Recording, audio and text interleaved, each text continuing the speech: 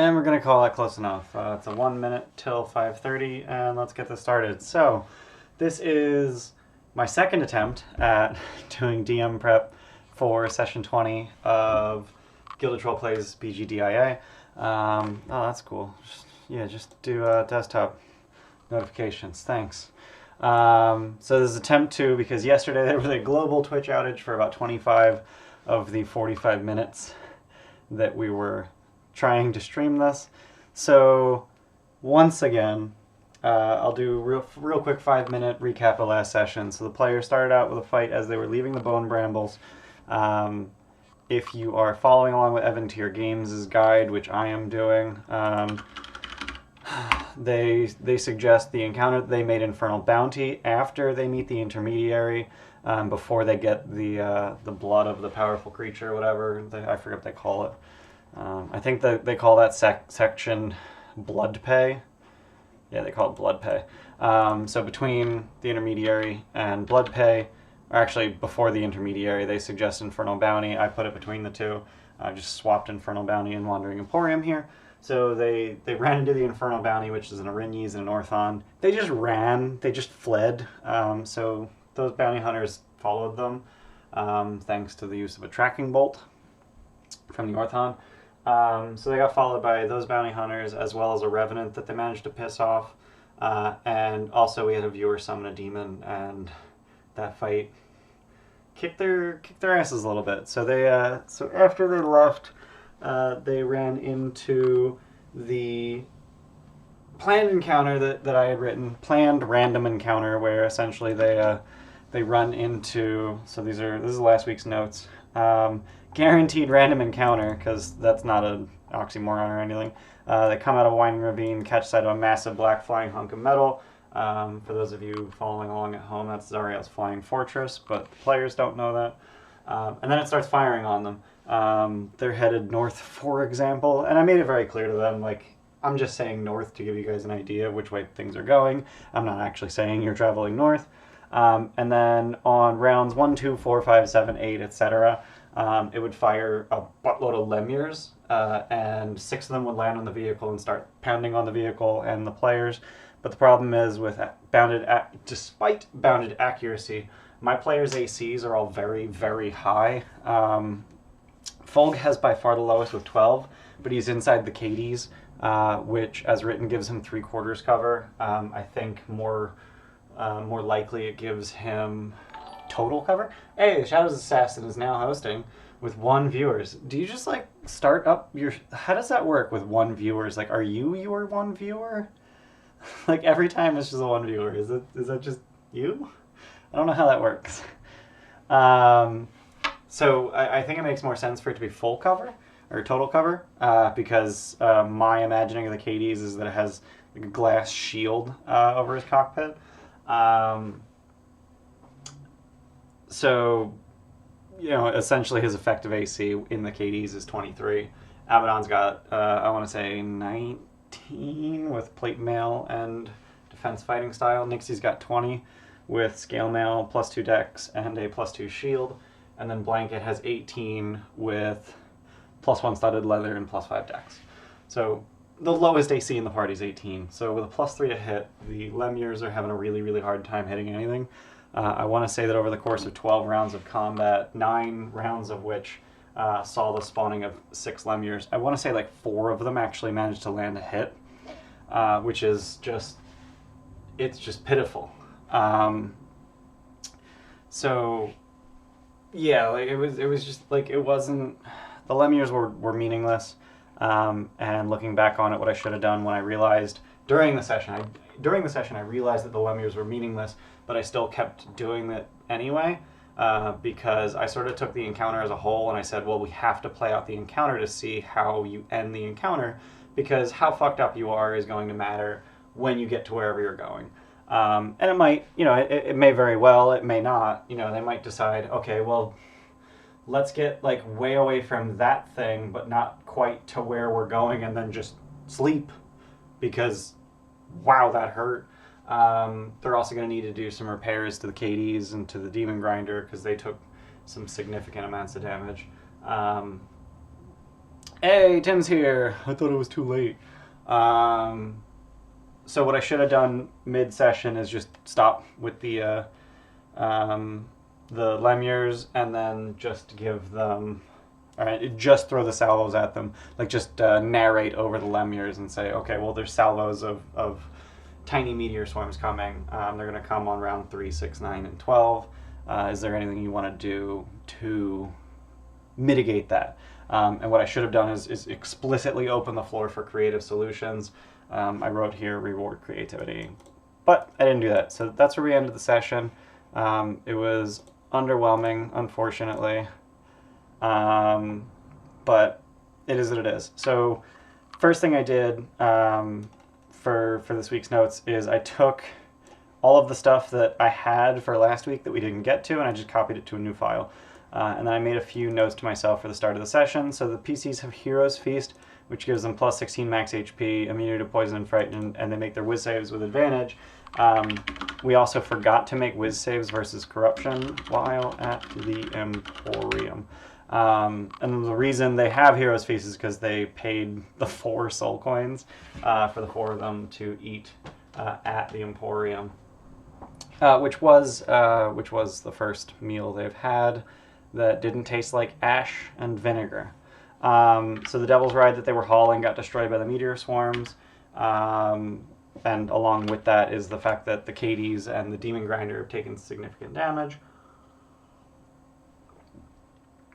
And then obviously the players have taken significant damage, but you know, that's something they know about. This is probably the easiest way to get there. So let's take a look at their character sheets. Well, Fog's not going to help me because he doesn't actually track it on D&D Beyond. So Abaddon's at 3 hit points, Blanket's at 10, Nixie's at 28. So yeah, they're a little messed up. They were very uncreative during that encounter, but I didn't do much to encourage creativity. I was fully prepared to reward creativity, but it didn't encourage creativity. And I know my players. I know that they sort of need a little bit of push to come up with creative solutions. So that's on me. I should have been trying a little bit harder. So let's get into what we plan on doing for this session. So where they're at right now. Oh, and this is the other thing. This is the other big thing. They fucked up the navigation roll and ended up at Uldrak's grave. And I said this yesterday during the stream that will not be named, but travel in Avernus is weird, and if I can find it, 2D, there we go. So every time someone's navigating, charting a course through Avernus, you have to roll 2d4, 2d8, or 2d10 to navigate, and if you roll the same number on both dice, you end up in the wrong spot. Folg has proficiency with navigator's tools, so what I wanted to do was to give him some kind of mechanical benefit. Is essentially I increase the size of the die by 1 size. So instead of 2d4, he'd be rolling 2d6, instead of 2d8, he'd be rolling 2d10, and instead of 2d10, he'd be rolling 2d12, based on, you know, these things. So 2d4 is essentially you have a really good chance of screwing up because you're just following the map, and the map is you know, it's a static representation of a fluid world. So so they rolled 2d6, and I want to say he rolled a pair of 4s. I know he rolled a pair. He rolled the same thing. So they fucked up the navigation roll, and they have not yet, but will end up at Uldrak's grave. So what I can do here is I can actually split out this content. So this is going to be Uldrak's grave. Don't need on a fail because that's the thing that happened. So Uldrak's grave, for those of you who are vaguely familiar with the module, as written, it's on the Path of Devils, which I'm not using. I'm using the Evan Tier Games Avernus as a sandbox flowchart instead of the Path of Demons, Path of Devils sort of, etc. So instead of Uldrak needing the blood of Tiamat, which would defeat the fucking purpose because that's what the players are after right now, Uldrak instead needs to kill a dragon, which is very difficult because he's currently a spined devil. That's really hard.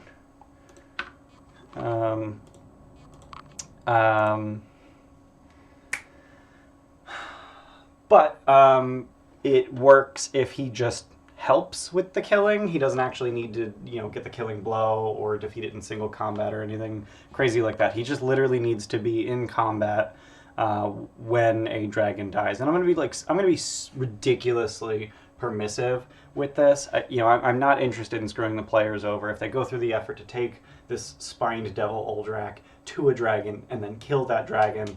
I'm going to reward them for that. It's essentially going to get them where they need to be. The way that I am going to screw them is that he claims to be a pit fiend, and the players know that they need the blood of a powerful fiend. So they're looking for a Balor or a pit fiend or something more powerful than one of those, like an archdevil, which Tiamat happens to be, which is why they were headed to Archon's tower to make a deal with Archon for a pint of Tiamat's blood, because they know that Archon makes deals. But they're going to run into Uldrak. He's going to say, I'm a pit fiend. If you help me, I'll give you my blood. And the way that this conversation essentially is going to go is, hey, you guys look powerful, and you're not devils, so you're capable of understanding where I'm coming from, and you're capable of empathizing with my plight, which is, I used to be a pit fiend. I used to be much more powerful, but I'm cursed to be like this until I kill a dragon. Can you help me kill a dragon? If so, I will help you. And it's sort of up to the players at this point to say, oh, wait, he used to be a pit fiend? We need pit fiend blood. So I'm not going to just spoon feed it to them, but I am going to give them all the information they need to essentially say, hey, like, we can make a deal with this dude, a devil deal, and if we do, we can get his blood instead of Tiamat's blood, and then we don't have to go to places. So earlier today on the Avernus Discord, I saw that someone wrote a devil deal that had some really interesting verbiage in it that I really enjoyed. What's the pit fiend blood for? Good question. So in the Avernus as a sandbox, there is. So they essentially say it is not for the DAO. I don't have the DAO. They haven't been to the Demon Zapper, I think is where the DAO is. So in Avernus as a sandbox, you essentially have Fort Knucklebone at one end and the Bleeding Citadel at the other end, which is essentially how the book is written to begin with.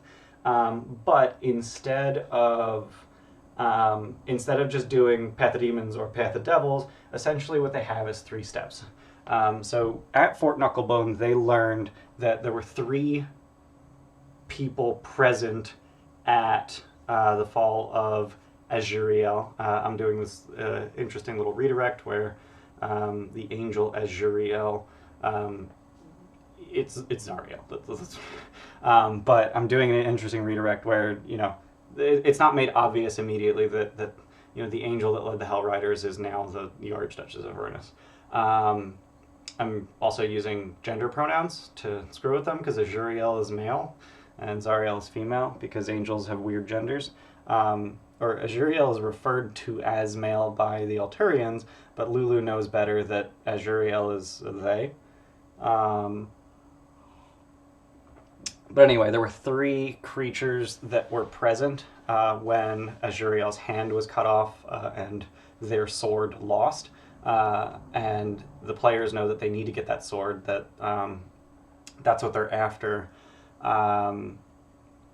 And they know that because of the prophecy that Torm gave to Older Ravengard. So they need to find where the sword is. And there were 3 people who were there when it was lost. So there's those 3 people know where it is, apparently. So those are Bel, Haruman, and Elanthius. 2 major generals in... actually, all 3 of them are generals in Zariel's army. So they need a way to find these people because they're protected. They need a way to find them and get to them without dying. So there's essentially 3 steps in this process. Number 1, find an intermediary is what Evan here calls it. Number 2, pay that intermediary. And then number 3, go to the one of the 3 creatures that knows where the Bleeding Citadel is. and then make a deal with them to get the location of the Bleeding Citadel. So my players picked Mordenkainen as their intermediary, and Mordenkainen demanded a pint of powerful fiend blood in return for doing them a favor. And if I recall correctly, they didn't even tell him what the favor was. They just said, "Hey, we need a favor. Instead of the 50,000 gold pieces that you would pay one of your Yugoloths, which that was information that he shared. Instead of that 50,000 gold, we want a favor." And he said, "Well, I mean, no promises on doing. It's not a blank check, but do this, and I'll owe you one." He's not a devil. He's not bound to these agreements or anything. But, when they come back and say, "Find a dude for us," and then they come back and say, "Yeah, I want to know where Bell is," he's like, "Dude, I talk to Bell every week. Here's a letter of introduction. Just go fuck off." Or if they say, "Yeah, we want to talk to Olanthius," he can say, "Oh, well, that dude's fucking weird. He used to be a Hell Rider, so he keeps going to the crypt. Just go to the crypt of the Hell Riders," and they'll be like, "That's a thing?" And he'll be like, "I mean, yeah, I know about it. Most people don't."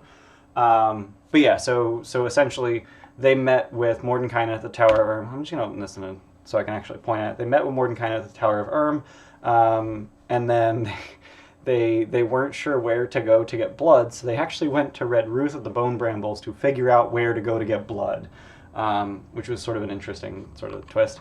And then Red Ruth told them, "Go to Archon's Tower."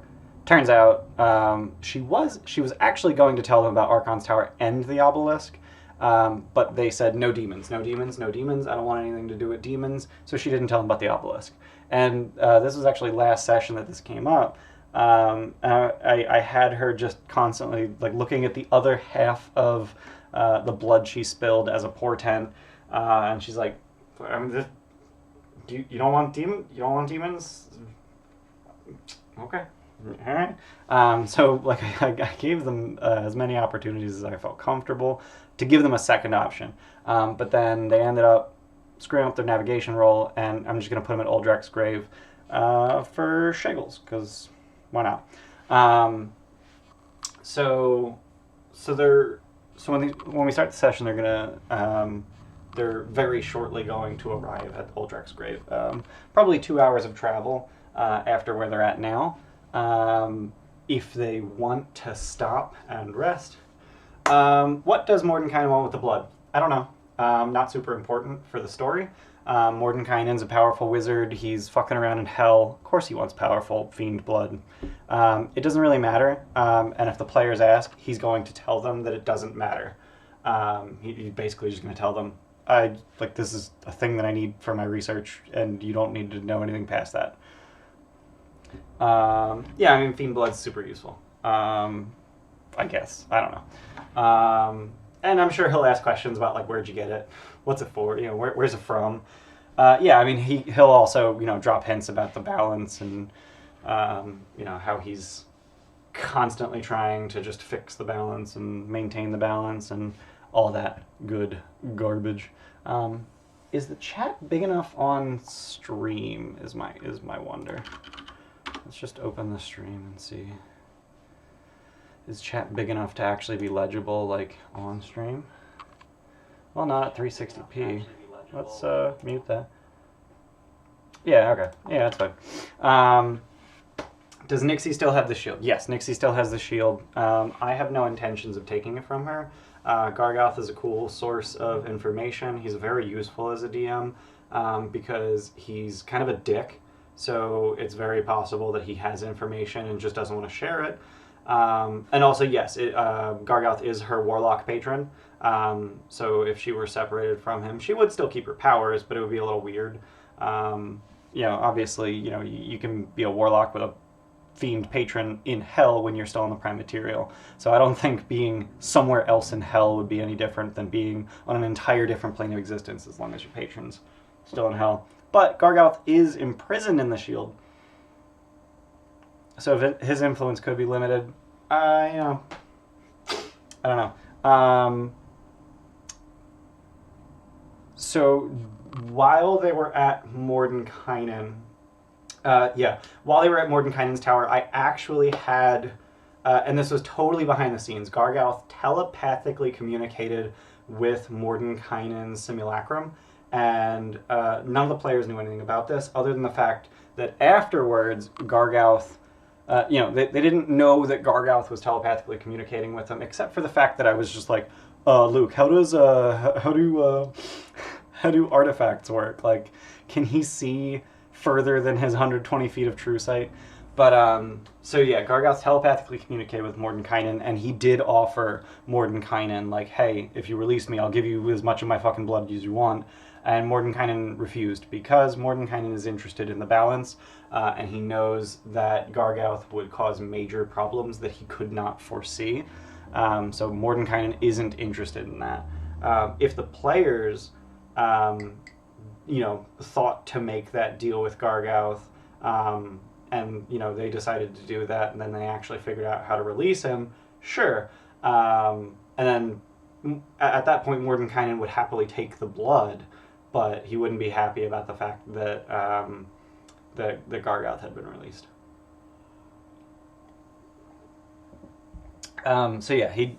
Gargauth did try to trade his blood for freedom. Good question. So they're headed to Uldrak's grave right at the start of the session, and I really want to play up Uldrak as that is an interesting point. Fits Chivalry 11. I forgot about Zariel's ability to see. It's kind of like, so just because you can be aware of any particular telepathic contact doesn't mean that you're aware of every telepathic contact. Zariel, as a mono mind, is incapable of hearing every single telepathic communication on the entirety of Avernus. It's sort of like the same problem as, in America, the NSA can listen into anyone, but they can't listen into everyone. There's specific targets, and if Zariel weren't aware that Gargauth was in Avernus, and I don't think that my players have done anything to really... No, I lied. Mahadi has seen the shield, and Mahadi is an agent of Zariel, so yeah. Hundreds of imps on phone consoles, and they deliver message notes to the bridge. I mean, yeah, that could work. Lunariah says that could be why the fortress fired on them. I think the reason the fortress fired on them was essentially, it's a war machine, it's in range, blow it up. The people on it will probably die before we destroy the machine, and then we can just send a squadron out to collect the machine later. We don't have time. Like, we have other shit. We gotta, we have places to fly, demons to kill, but let's fire on it while it's in range. Why not? If the Flying Fortress were actually after the PCs, I think it would have followed them. I don't know what kind of speed that thing has. The people on it will probably die, and we're fine with that. I don't know what kind of speed the Flying Fortress has, but it would have been a much more difficult encounter for my players if it was actually following them instead of just sort of flying perpendicularly. So, Uldrak's grave. So he's a spine devil, and he has very little, if any, practice making deals, despite the fact that he's been a spine devil for, if you believe the book, millennia.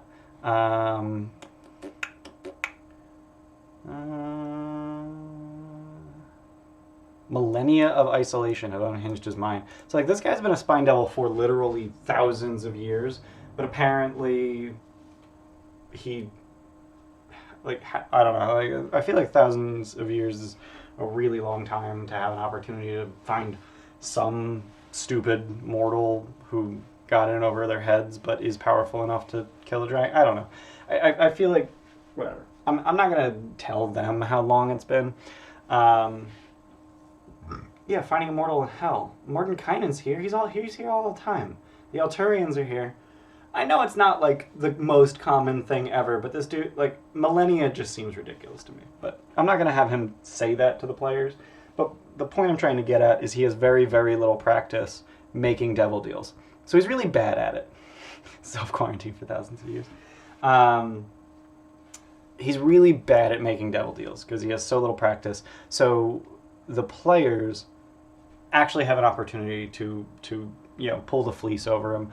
But there's one interesting bit of verbiage that I saw on the Avernus Discord that I want to put into the contract, and that is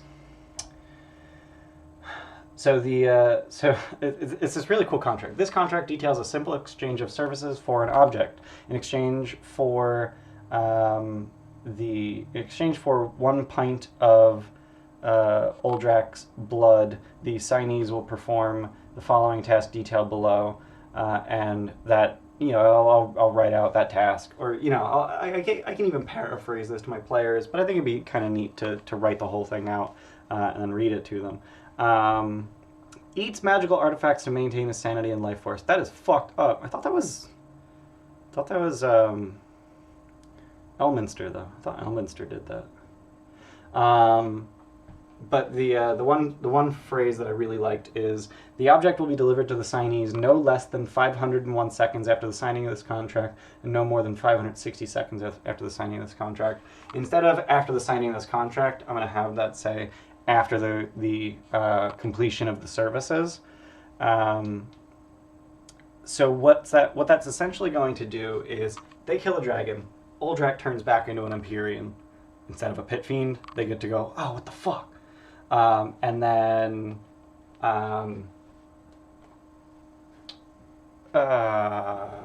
he has 500 seconds that he can just use to rampage. And he's going to use those 500 seconds to rampage through Archon's tower.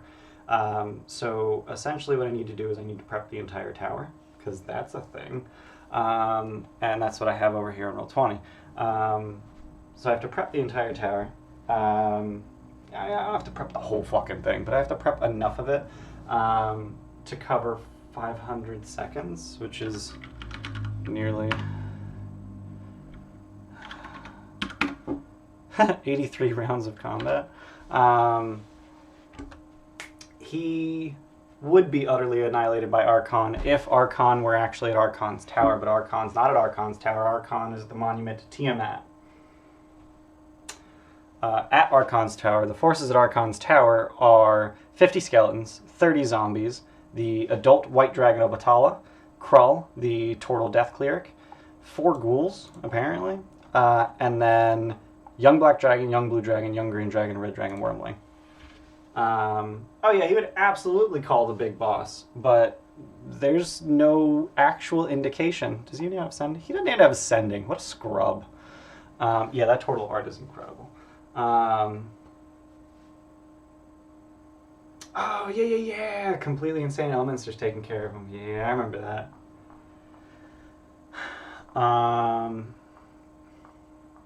So yeah, like the forces at Archon's tower are actually, believe it or not, pretty underwhelming when you consider the power of an Empyrean. So what I'm going to do is I'm going to have Krull as one of the last thing he does. Actually, probably the first thing he does. When he sees the Empyrean, or as soon as Krull thinks he's gonna lose, he would cast Sending and contact Archon. Even though it doesn't say he has it prepped, he's a cleric. He can have it prepped. That's fine. So he'll contact Archon, and then the players are essentially given a guys, shit's gonna go down, and then they have an uncertain amount of time to finish their business here and fuck off before Archon arrives with Torragar. And does Krull have banishment? He does have banishment prepped. He does have banishment prepped. That'd be interesting. There's no way Krull gets a chance to maintain banishment for a minute. Like, there's just no chance of that happening. That would be really funny, but no, there's no chance of that happening.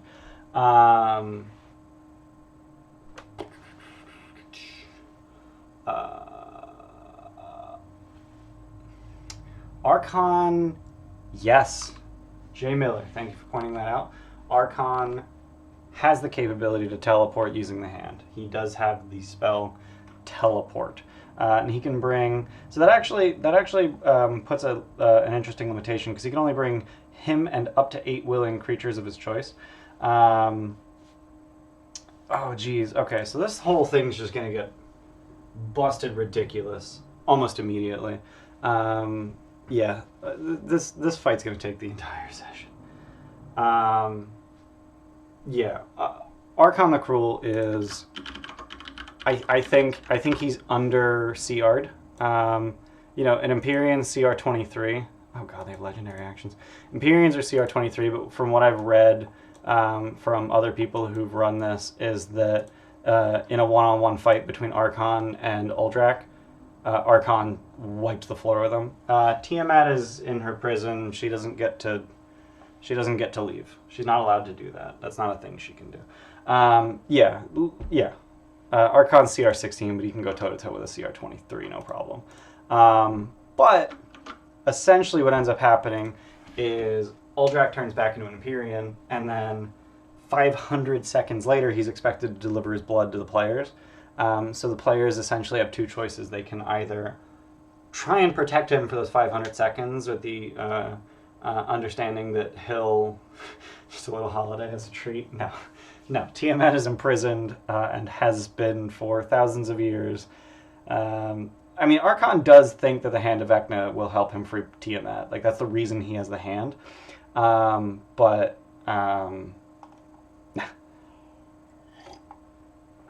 what I'm thinking is Archon shows up with names Turagar and Chungo and isn't there one more? Asajano. And that would be in like 3 rounds. I would say it would take him to get them together. Yeah, I mean, in Tyranny of Dragons, you know, they did a whole thing with hundreds of sacrifices and millions of gold pieces and half of an entire nation of wizards. Yeah, I mean, you know, just like whole buttload of whole buttload of magic. Yeah, they tried to break her out of prison. That wasn't a vacation. That was a prison break. Yeah, Jesus. This is actually like, the more I think about this, the more it's going off the rails. So, oh Jesus.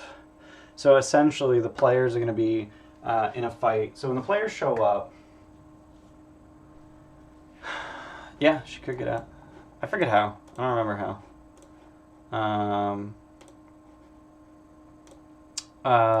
So the players are gonna fight when they get to Archon's tower. Obatala is gonna make her presence known. Does Obatala have a gender? None of them have genders. That's interesting. None of the dragons have genders. That's odd. So it's gonna be Obatala and Krull and 4 ghouls, and then there's going to be a buttload of just skeletons and zombies just ready to fight. So what I'm thinking, so this is the ground floor of the tower, and what I'm thinking right now is I don't have enough room outside of the tower because the players aren't going to... She can leave her mountain anytime she wants, she just can't leave the plane? Really? Is that simple? I don't know if I like that. That seems silly. Why wouldn't she just... Like, she's an actual god. Why would she not just fuck up Zariel and everything she has? I don't know. She's got a swarm of Abishai. I don't understand the politics. Yeah, Asmodeus is why. That's a good point. She starts fucking shit up. Asmodeus says, back in your cage. But, you know, Krull's saying, hey, we need help. Archon's not gonna go, yeah, let's go, Tiamat. He's just gonna go, okay, I'm a badass. Let me grab my bodyguard and my mount and my friend, and we're gonna go deal with this shit because Krull's an idiot. Because Krull's only CR6. He's not a champion. Like he's not a bodyguard. He's a major domo.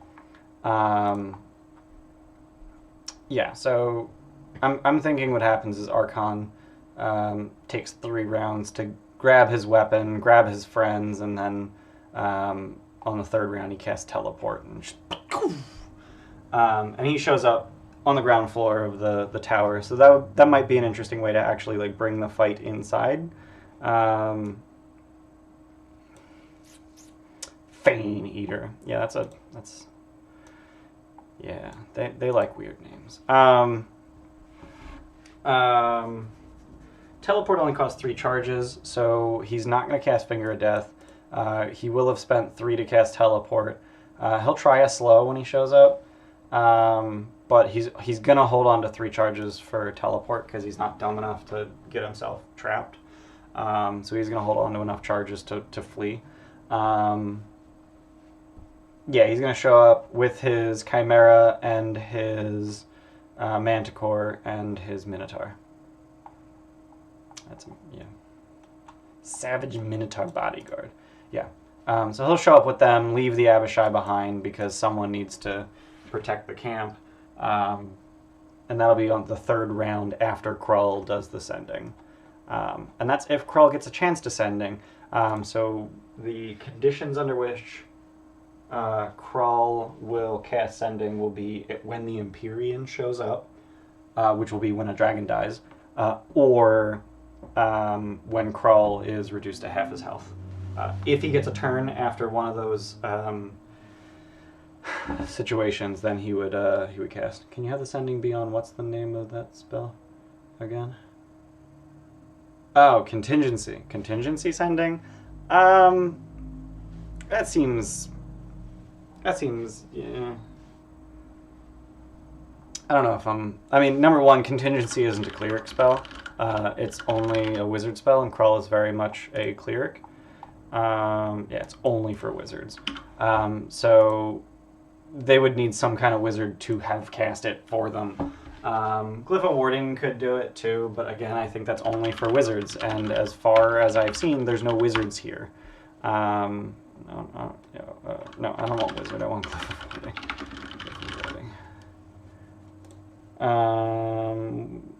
Glyph of Warding is actually a cleric spell. So there could be a Glyph of Sending, but that seems silly. Actually, that's not possible. You can't put Sending in a Glyph because the spell that you put in a Glyph can only target the person that triggered the Glyph. It can't target anyone else. So you can't say, oh, when I press this button, send a Sending to that guy, because the Sending would target the guy pressing the button. Spelljam, like, Spelljam would require your action, which doesn't fix the problem. Glyph of Alarm, really? No, we're gonna go with Sending. The point here isn't to make an unwinnable situation that always has one outcome. The point is to set up a reasonable set of circumstances that has the potential to create interesting conflicts. So when the players show up, Krull comes out, Obatala roars, we must kill them. No, that's not the point of the game. Obatala roars to announce them. Krull comes out with his 4 ghouls.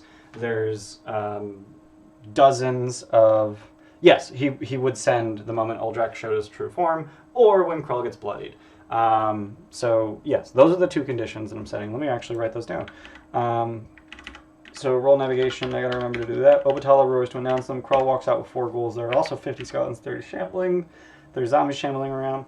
We'll demand the crown from Abaddon if he's still wearing it. And then thank them and offer to bring them to Archon. And, this is sort of assuming that they don't attack. Wouldn't Krull be able to sense the crown?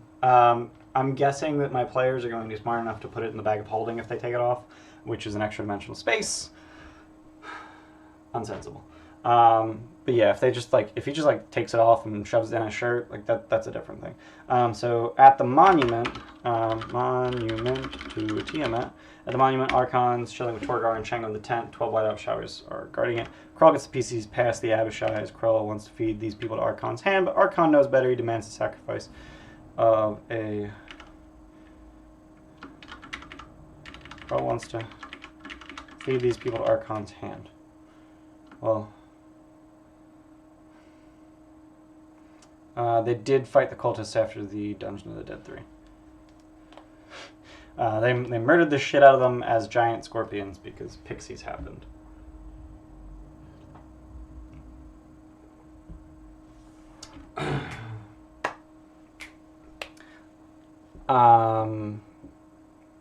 Yeah, that was one of the few times that that summons were friendly.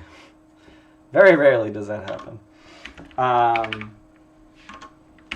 So I don't know why I wrote this.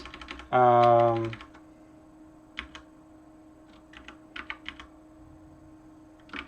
legit don't know why I wrote this. Like, my understanding of Archon... no, I'm going to go with that. So Archon probably knows that if they're in hell, they're probably not good.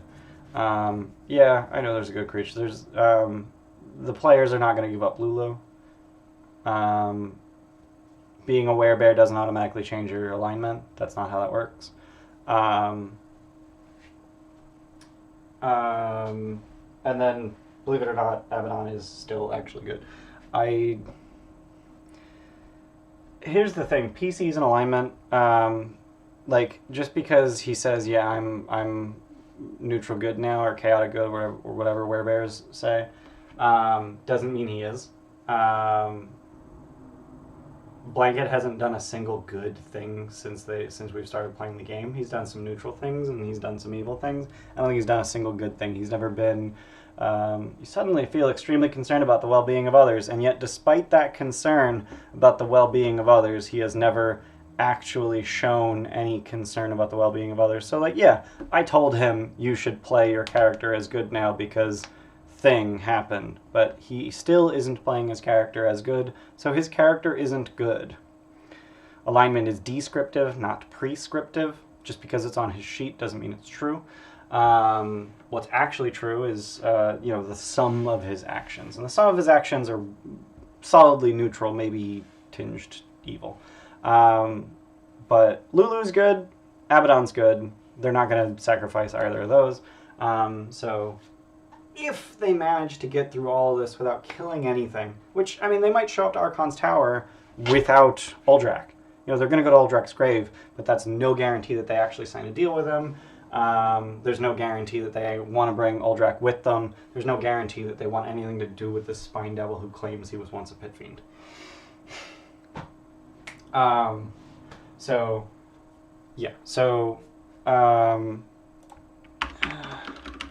If PCs bring Uldrak and start fighting Crawl, that will bring Obatala off the roof and also aggro all of the undead. All of the undead. I'm going to say half inside, half outside. Once Crawl is reduced to half health, or when Uldrak transforms, he casts Sending, Alerting, Archon. If when this happens, Archon arrives with Chongo, Toradar, and I can never remember the Chimera's name. Asajana. Teleports into the tower.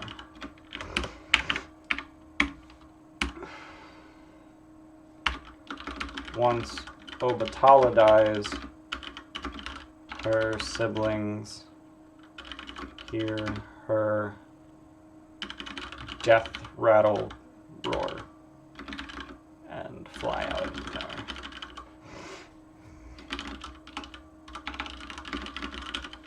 So it's very possible the players just get absolutely fucking swarmed. Hear her death knell. Death knell is a song, if I recall correctly.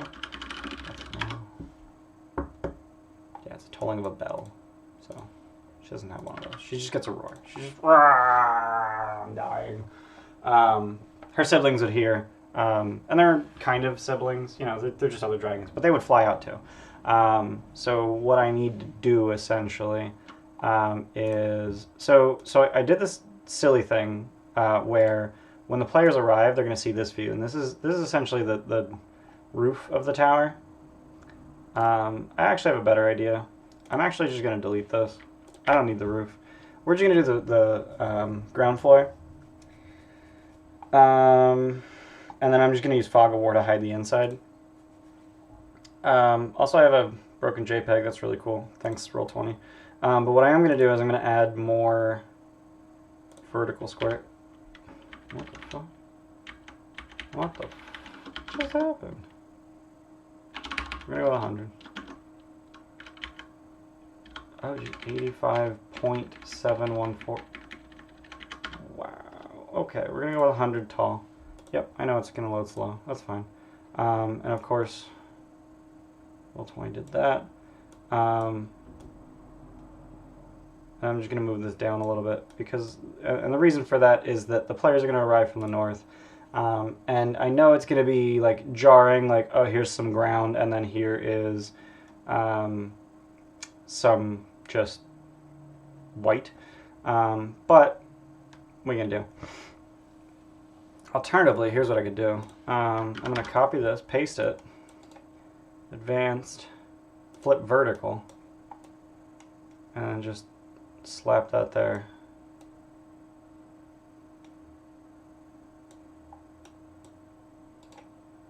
Back. That looks good, right? It looks better than the alternative, I think. So now I got some terrain, I got a map. Let's turn on Fog of War, reveal, look up terrain in the journal. Is that a thing? Journal. Terrain. I don't know what I'm doing.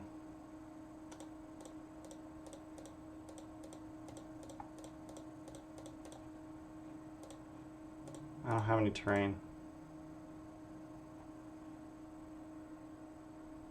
I only have access to this module. I don't have access to like your whole library or anything.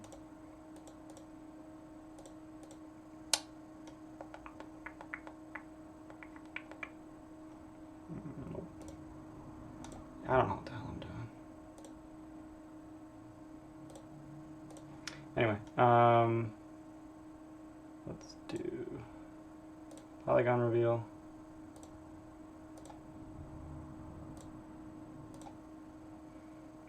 And I know it looks like I'm about to reveal, oops. I know it looks like I'm about to reveal the inside, but I'm going to show you a trick.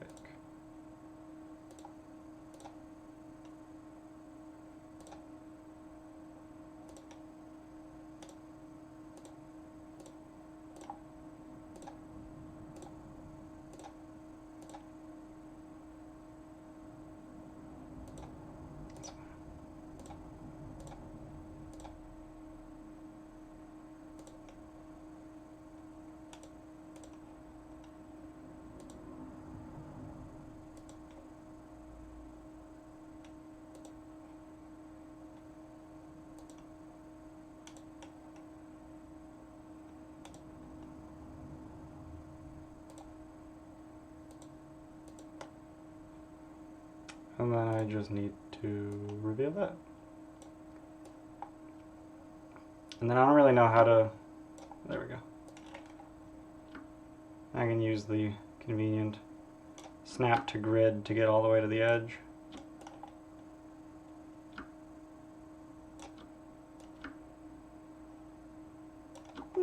Alright. And then, nope, that's it. Shift, Alt L, Shift L, I don't know.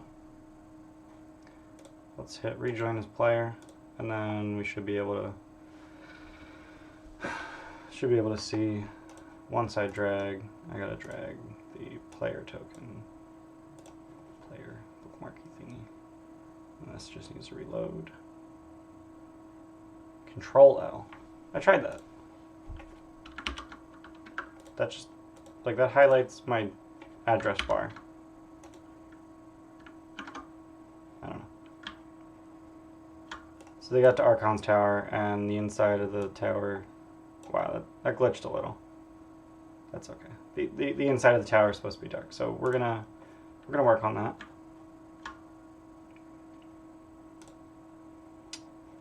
So I'm thinking just sort of try again with the tower. Just hide the whole tower again. And then we'll just try again with the polygon reveal.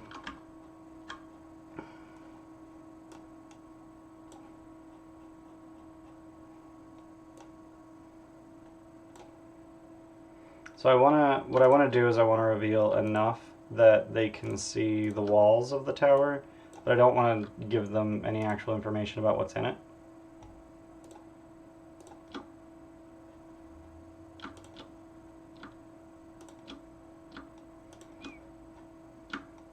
So specifically I'm trying to avoid those statues, but that's not super. I'm aware that it's revealing outward or inward. I'm going to invert it using the laws of concavity and geometry. Magic shape things.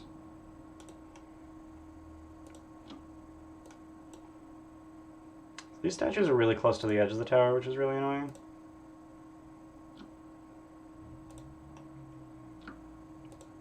Yeah, it's kind of obnoxious.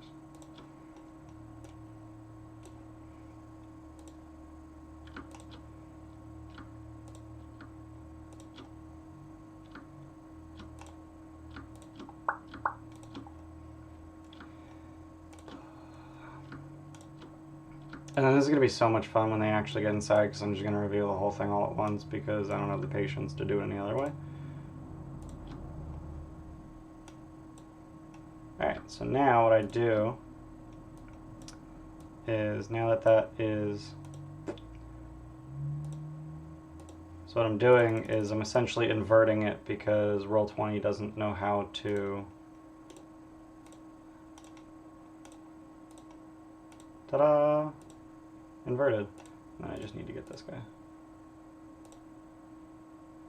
Ta-da! And then now if I go back to player view, the whole inside of the tower is hidden. Yay!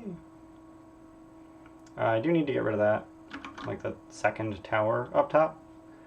So what I'm gonna do about that? What am I gonna do about that? That's actually kind of a problem because I already added the Fog of War. So this guy needs to be where he is.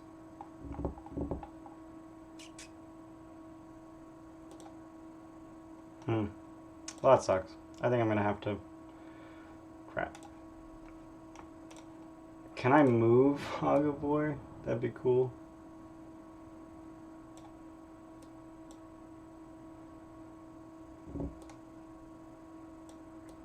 You know what? I'm gonna do a dumb thing.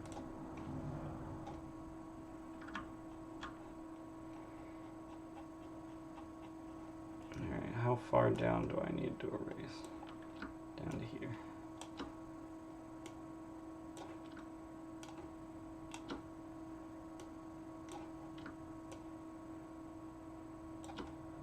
So I'm just gonna hide the tower. There's just gonna be 4 squares at the top of the map that are hidden, and we're gonna live with that. Yeah.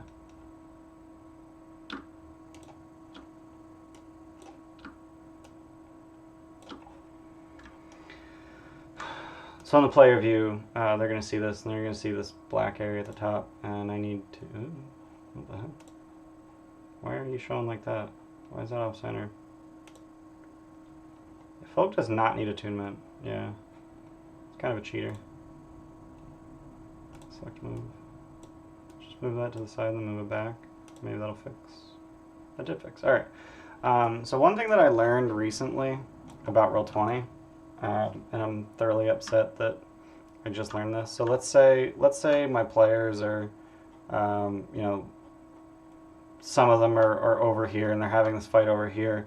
And I want to point out, like, hey, like there's this thing happening, and obviously you can just ping it, but he didn't see that ping. But if you hold Shift, their view gets pulled to it. Yeah, hold Shift and ping, and they get pulled there.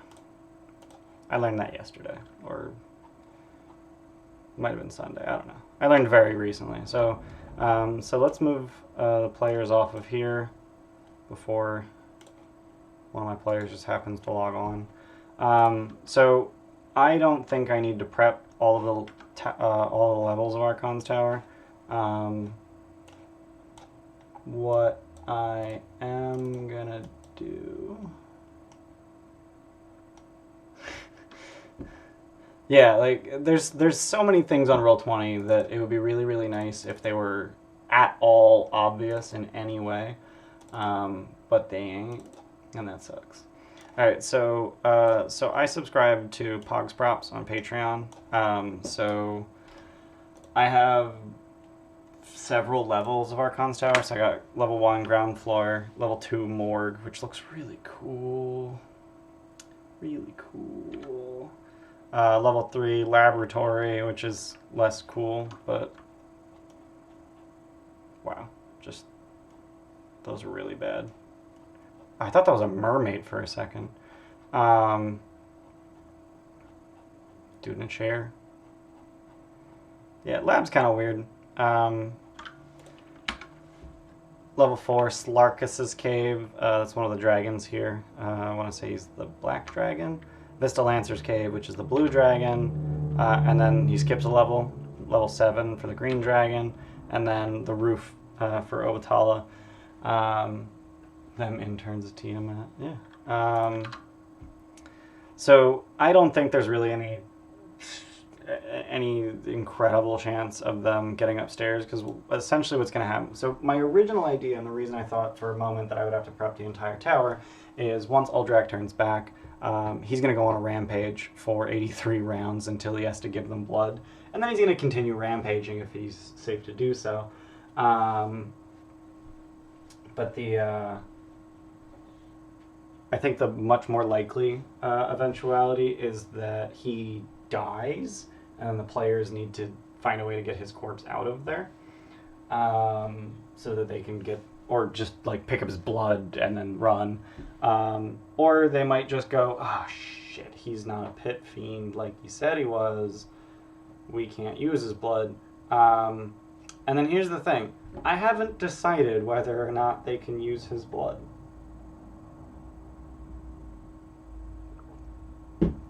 Should I let them use his blood? I don't know.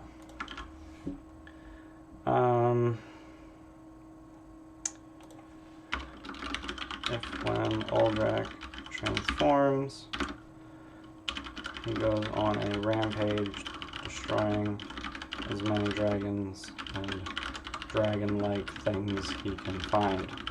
Dragons, Archon, Crawl. Celestial blood is powerful but far less usable.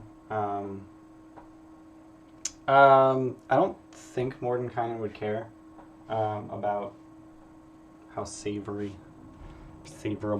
the rituals are. I think he would just go, that's powerful blood. Fuck it.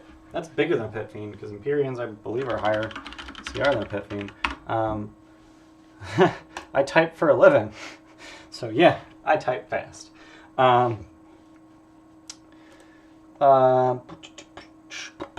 Yeah, I mean, like, Celestials or Empyreans are more powerful than a Pit Fiend. They're CR 23 versus 20. So I think, and, you know, it's up to the players to decide whether or not, you know, this is something they want to even try.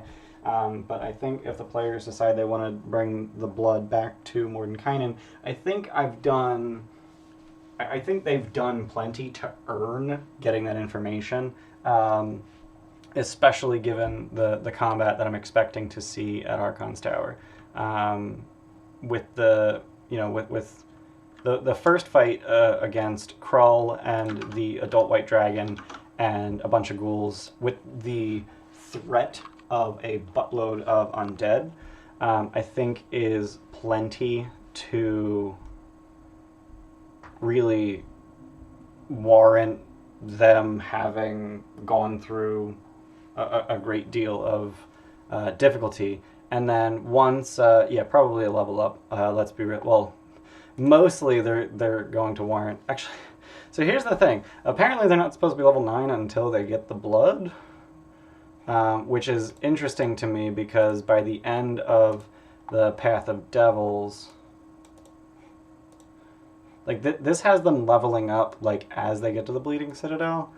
No, I want chapter 4.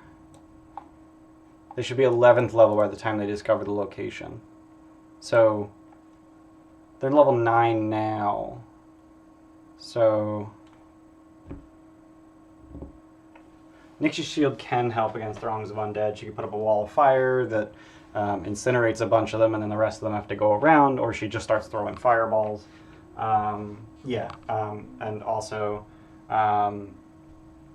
Abaddon's Holy Avenger makes surviving a lot of magical effects much easier, and it also makes him an absolute god at killing things. Perhaps the blood will also have a different outcome depending on which of the party uses it.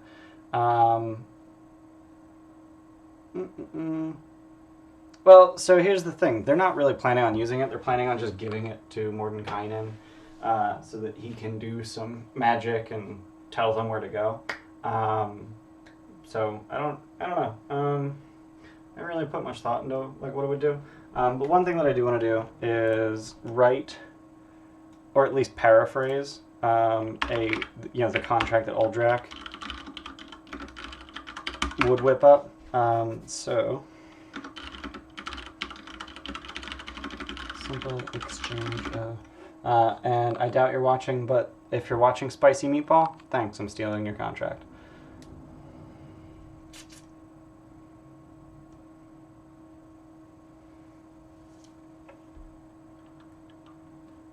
Yeah, I mean, they only need a pint of blood, and they're probably going to be able to get a bunch of it.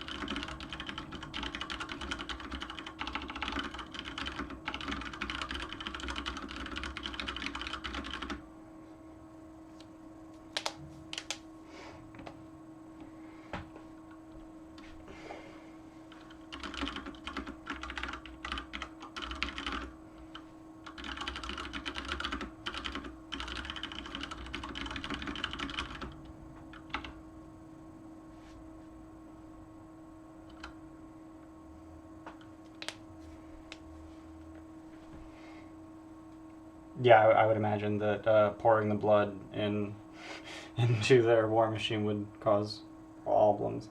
Angel blood chugging time. If Demon Ichor causes shit, then Angel blood must do stuff also. I dig it.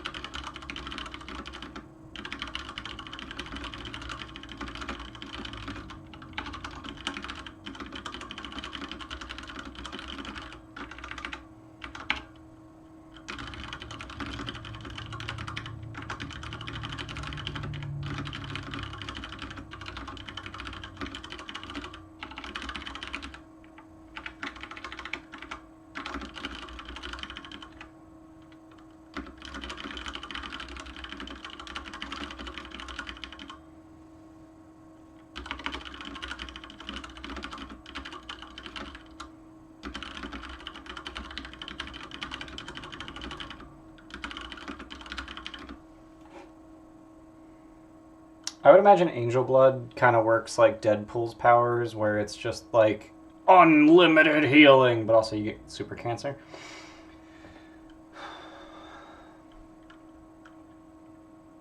Does Cesium water actually explode?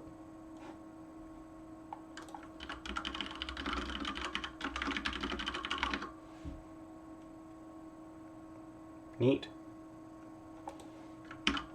That explains Rick and Morty.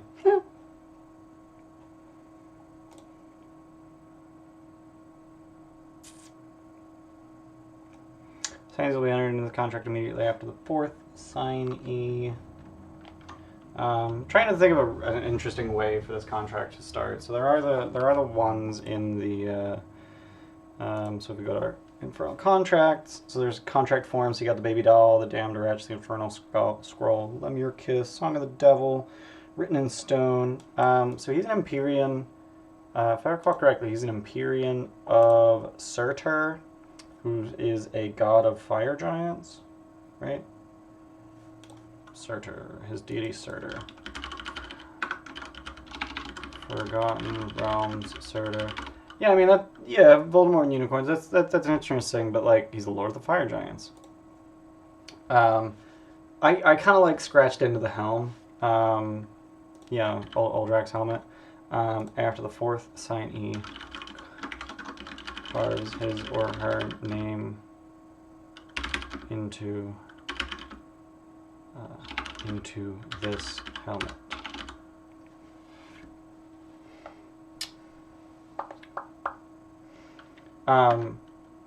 Here's the. Ooh, I like that. Take a small amount of burn damage as they touch the sign.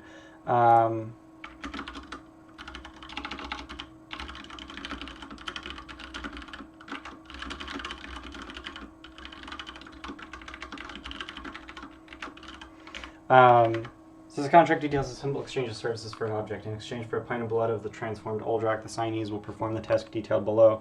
With Uldrak in a spine double form, present, accounted for, in good health, and if he so choose, participating, the signees will slay a dragon. The blood will be delivered to the signees no less than 501 seconds after completion of the aforementioned service by the signees, and no more than 560 seconds after completion of the aforementioned service by the signees. The signees will be entered into this contract immediately after the fourth signee carves his or her name into this helmet. Yeah, I like one point. If he signs and takes 2 damage, he's down. I think Abaddon has 3 hit points. Yeah, I like 1 fire damage, ignores resistances. The Infernal Contracts Guide from DMG. I'm assuming you mean DM's Guild. I might. Let me check.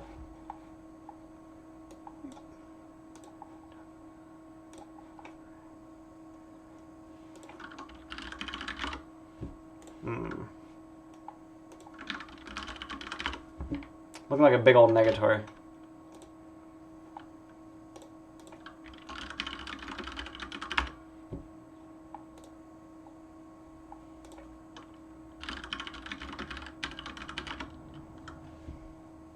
This guy.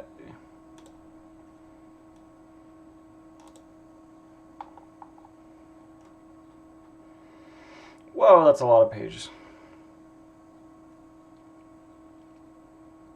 So here's the thing. Out of all the Infernal Contracts, I think this is like the least important one to do right. The reason for that is that Uldrak is bad at this. Uldrak doesn't really know how to write contracts. So one of the things is that literally all the contract does is stipulate that Uldrak will give them his blood if they help him. It doesn't require them to help him. There's no penalty if they don't help him. There's nothing here actually compelling the players to do anything. It's literally just compelling Uldrak to give them his blood if they free him. Yeah, like that's it. That's it. It actually doesn't even specify a penalty if he doesn't. So technically, he could just get out of it. But he's probably not smart enough for that. I mean, he's got 21 in, but he's not a devil. He doesn't have fine print. I mean, Uldrak's been a spine devil for millennia, so yes, Uldrak is a colossal fuck up. Let's be real. Yeah. Yeah, I mean, like Uldrak. I'm playing Uldrak as a colossal fuck up. Like, let's be real. So like this is the whole contract. Like that's it.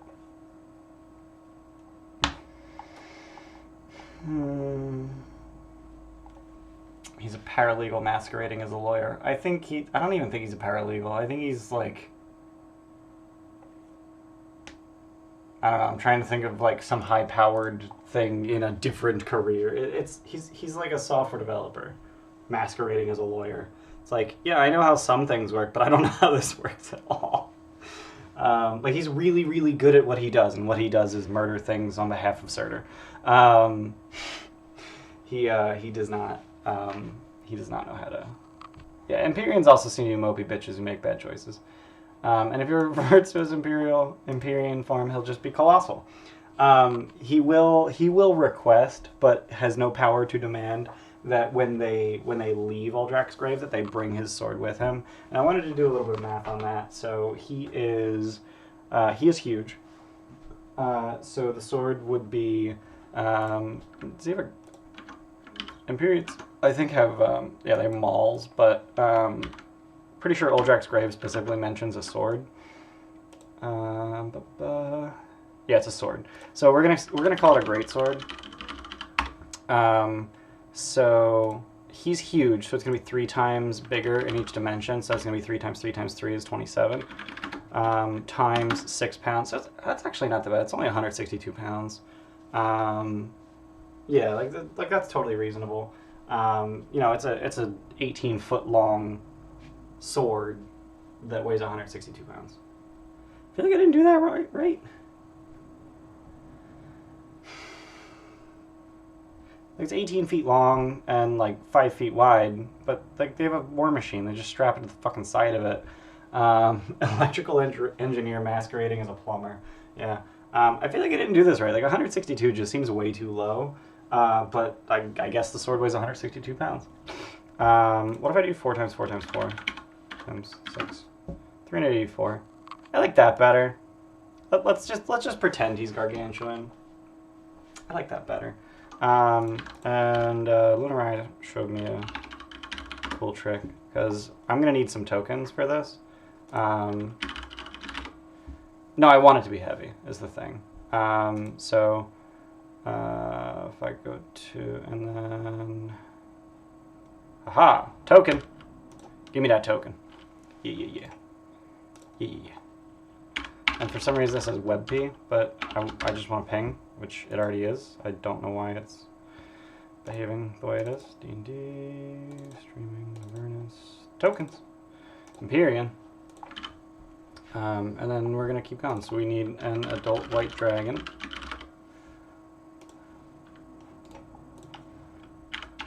Dapung.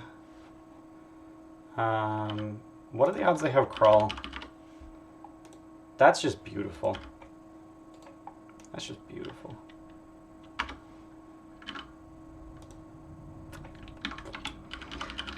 Alright, I guess I'll grab the Illithrid. I think it'd be more interesting if I had to figure this shit out at the table, rather than you just telling me ahead of time when you're gonna summon. I think that'd be better.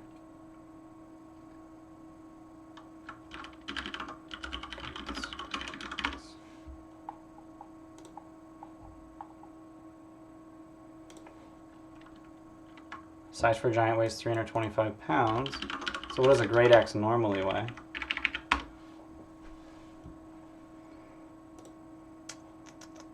Normally weighs 7. So what's that multiplier? 325 divided by 7. They just decided. They just decided like fuck it. We're just gonna pick a number.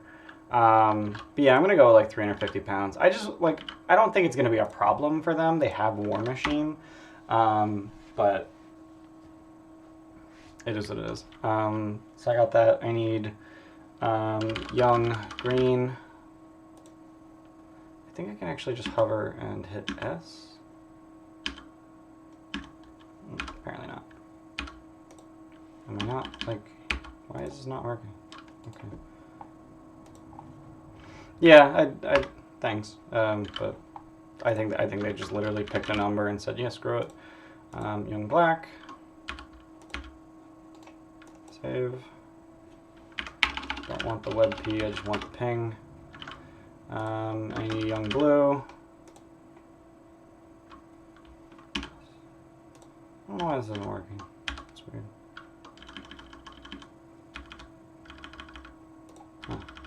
it sometimes works.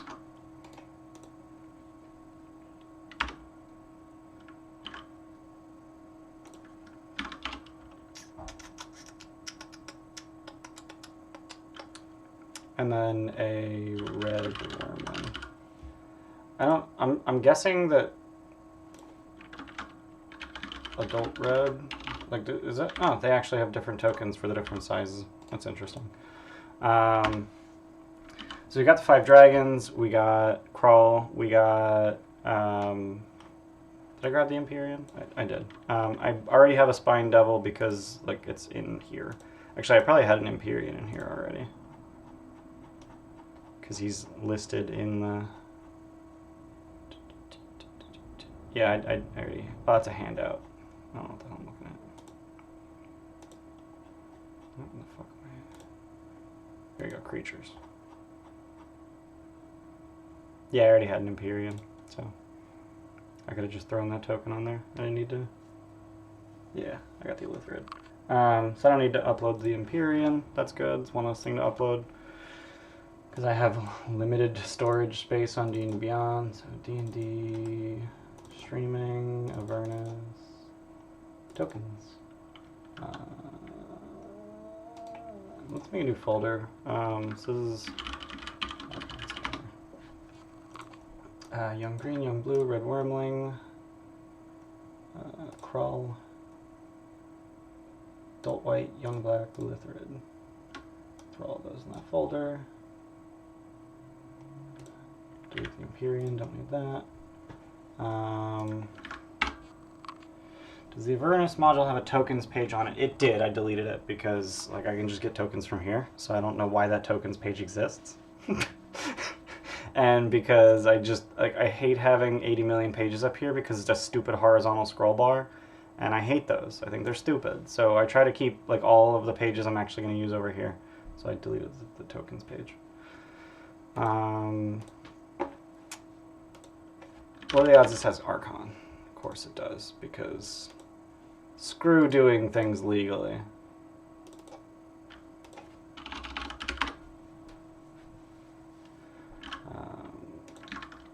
Do I have a Chimera?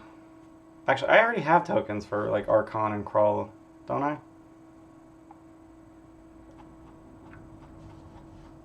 Do I not? Are they... Serious? Oh, Young Blue, Young Green, Young Black. Damn it. Like, none of the... Yeah. Damn it. The named creatures are probably... Named creatures. Yep, there's Archon. Yeah, I don't need to do any of this because they're already in the module. Like, I'm not adding random crap. So, like, the only thing I actually need is the Illithrid. So let's upload that. Whoop. And then I just have to delete him from the page once he gets uploaded. Oh, he's big. Let's just delete him. There, now I have another third token. And then the rest are just in here.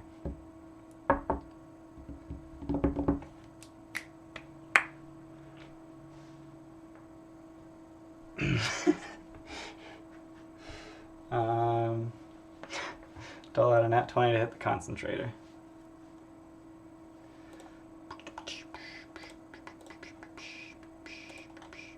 And of course, I was dumb and opened every one of these categories when I was searching for stuff. So, yeah, I don't use like any of this stuff. Like, I just use the tokens. So the only real thing is I do actually want to stage like Krull and his ghouls and the zombies, because I can. Like, that's a thing I can do ahead of time. So let's grab ghoul. Ghoul. Oh my god. Please stop.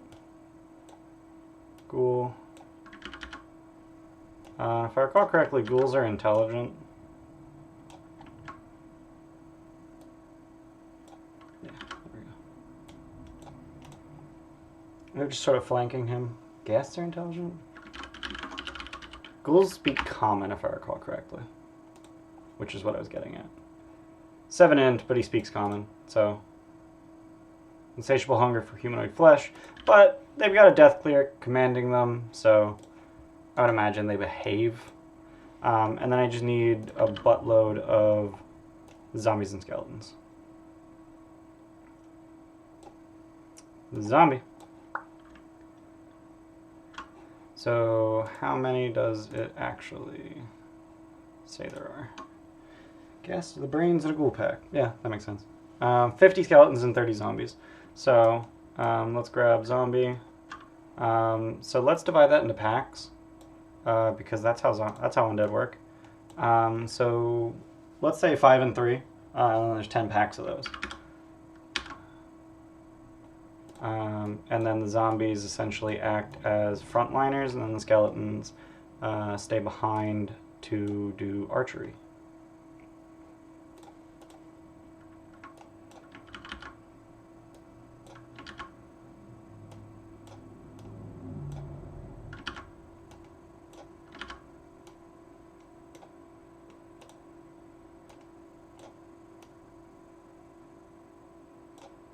Trying to center them. There we go. That's centered. All right. So that's a pack of zombies, or a pack of undead, and I just need 10 of these. So we're gonna put one here. We're gonna put one here.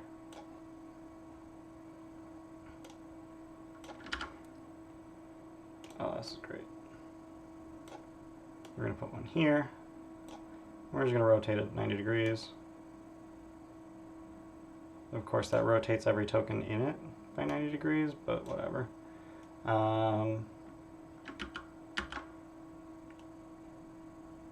Thank you. Really?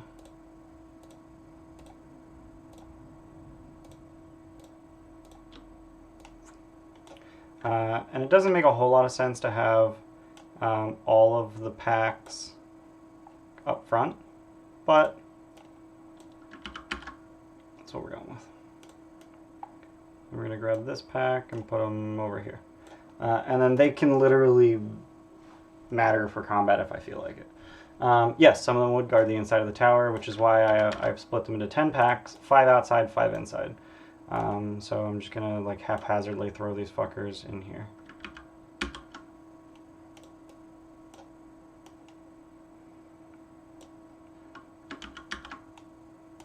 And I'm not super worried about their like exact positioning, but I am going to collapse these ranks a little.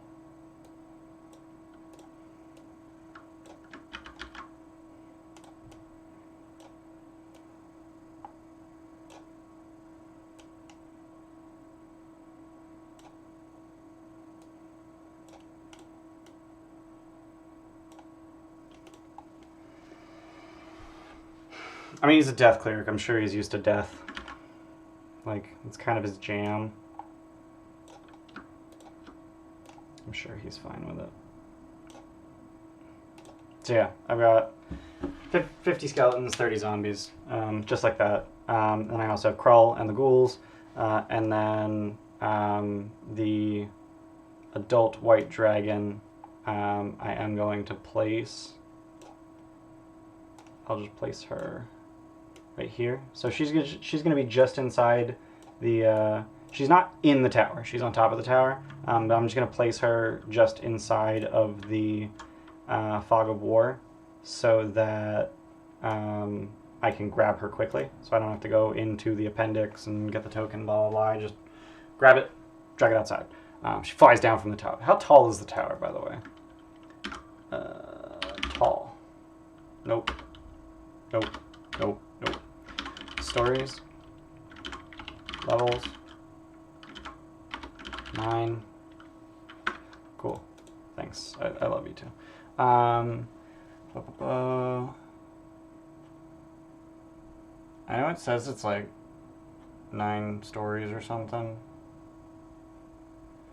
Towers 4 smaller dragons living inside it.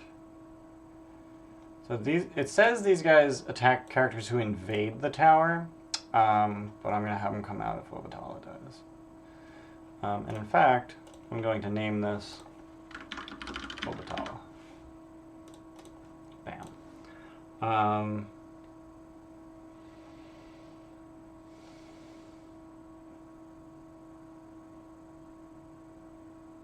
9-story tower. There we go.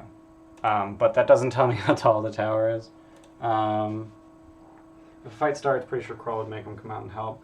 It depends. I think Krull would tell the defenders inside to come out at the same time he uses sending to contact Archon, which is, oh shit, this is a losing fight. I need help. I need more help. I need more help. You know, he's got 25 skeletons, 15 zombies, 4 ghouls, and a white dragon out here to help him. I think that's enough that he would think that he can handle a ragtag band of 4 dudes and a spine devil. Hundreds of feet. Yeah, hundreds of feet. So the reason I'm asking is the white dragon is on top. Yes, Krull. So I have 2 things as triggers for Krull. Archon's tower. Once he's reduced to half health, or when Uldrak transforms.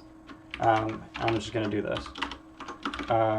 You cast sending, alerting Archon. If and when that happens, Archon teleports into the tower at Chungo, blah, blah, blah. He runs inside to...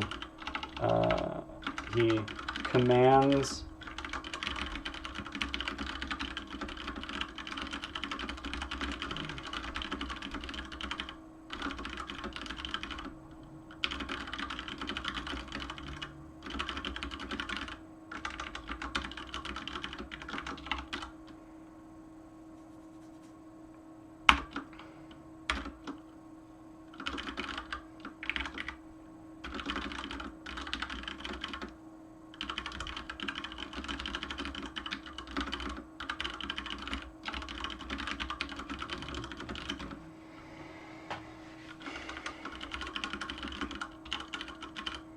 Alright, so you cast sending and alerting Archon. If and when this happens, Archon teleports into the tower 3 rounds later.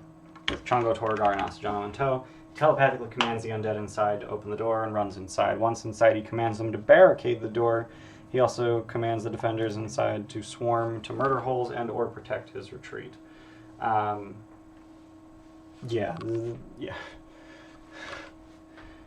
Wow, Tim, that was... So yeah, I think there's going to be a lot going on here. I think it's totally reasonable for the players to ride up to this. And, you know, I might actually, in fact, I will. So what I'm going to do right now is I'm just going to grab all them tokens, copy, and paste them right here at Archon's tower. Like, they drive up. This is what they see. Didn't work, did it? Where are my tokens? Where are my dragons? Oh god. I used the wrong zoom. Did they not copy, or...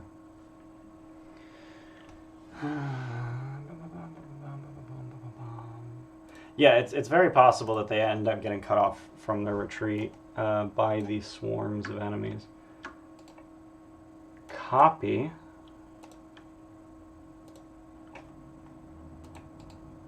Paste. Thank you. Jesus. I'm glad someone got the reference. So yeah, here's them. I think this thing needs to be longer. Looks a little squished. I need better art of their war machine because this one's looking a little stupid. Like, where even are the action stations? We're gonna say Lulu is in the back.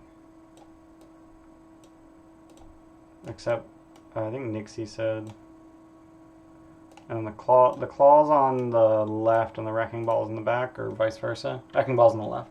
Roll20 is finicky with keyboard shortcuts. Roll20, you could have just ended that sentence at finicky. Find the printable heroes ones.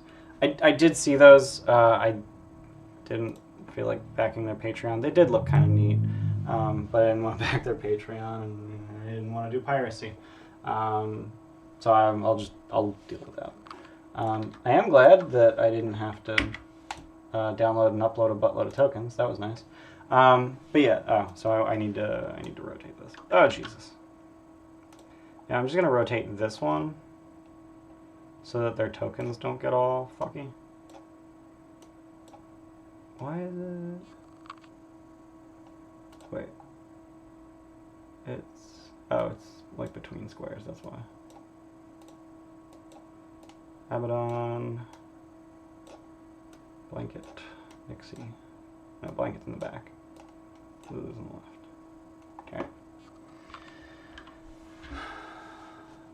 Yeah, but the free ones are black and white, and I like these color thingies. I think they're neat. I still need to make a token for Fulg's Katie's. My solution for that thus far is Fulg's Big, but that doesn't work if like he gets out or something. So yeah, I'm just imagining like they're gonna drive up like right down the center, and then Crawl will yell at them from a distance, and just sort of he'll leave the zombies at a comfortable distance. Use an Iron Golem. I don't hate it, in fact. Or no. Yeah, let's grab an Iron Golem from 5e Tools because I doubt I have one in here. Yeah, I don't have one.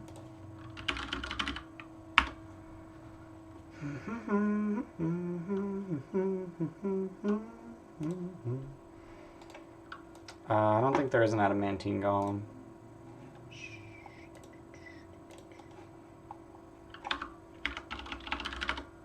Unless this thing has a buttload of home good.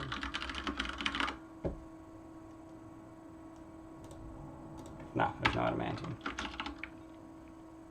No adamantine golem. So let's slap an Iron Golem up in this bitch. Search Golem, and all golems will show up. Yeah. Amber Golem, Crystal Golem. Yeah, I think Iron's the most badass. Maybe, really? Crystal? It's pretty cool.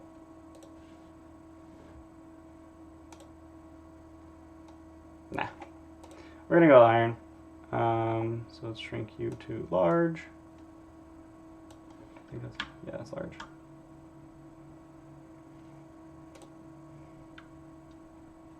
Yeah, it's actually really fast. Their search engine. Surprising.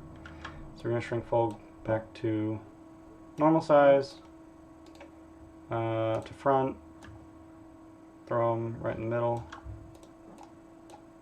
and slap this whole thing on here. And then there's a function that technically exists on Roll20 called group, but I don't think it actually does anything. I feel like it worked. I tried doing that with people on War Machines and it was not working at all. Dragon Bone Golem. Was that a thing? I didn't see any Dragon Bone Golem.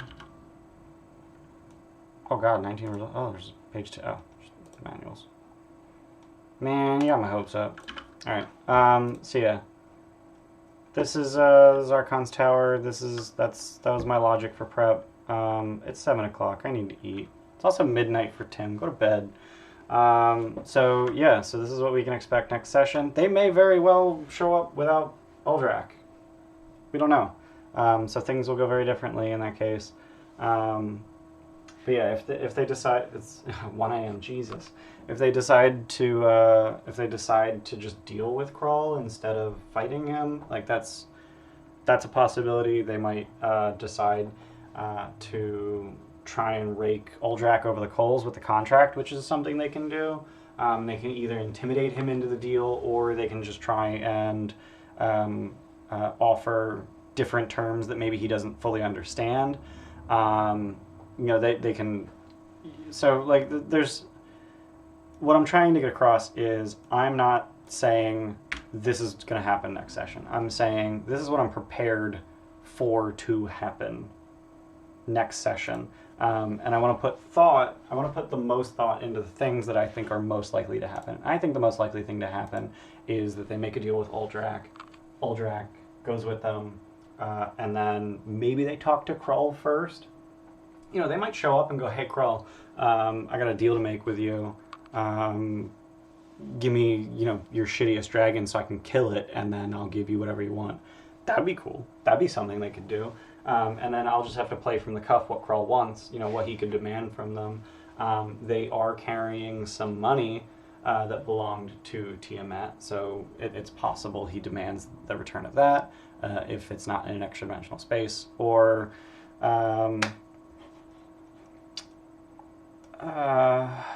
there's possibilities is the point that I'm trying to make.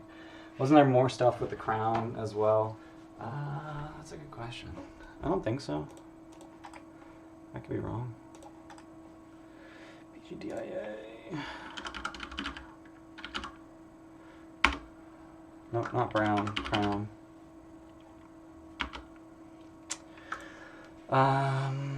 Crystal vials, gold stoppers, potion of fire breath. I don't think they've ever used those. They probably have those.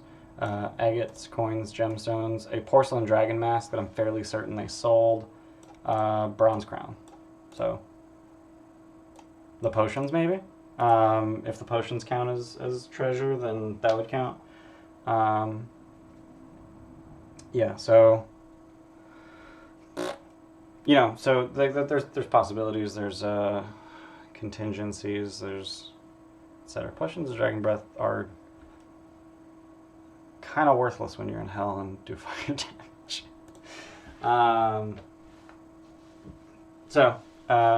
That's all I got for you. Hope you guys enjoyed, and I'll see you guys tomorrow when we actually play through this content. Bye.